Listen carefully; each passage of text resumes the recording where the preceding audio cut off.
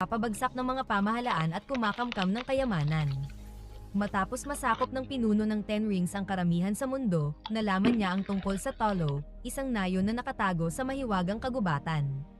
Ayon sa mga alamat, ang Tolo ay tahanan ng mga mythical creatures at may pinakamahuhusay na mandirigma na nag-eensayo ng martial arts mula sa mga Diyos. Dahil sa kanyang labis na paghahangad ng kapangyarihan, nagpasya si Wenwu na hanapin at sakupin ang nayon na ito. Iminungkahi ng kanyang tauhan na magmasid muna sa lugar, ngunit nagpupumilit ang aroganteng pinuno na umalis agad. Nang hapon ding iyon, nagmaneho si Wenwu at kanyang mga bantay papasok sa mahiwagang kagubatan upang hanapin ang Tolo.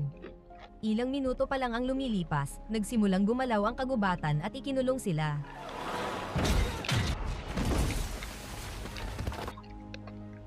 Nagpatuloy si Wenwu sa paglalakad at napadpad sa isang napakagandang hardin kung saan naroon si Li, isang nakamaskarang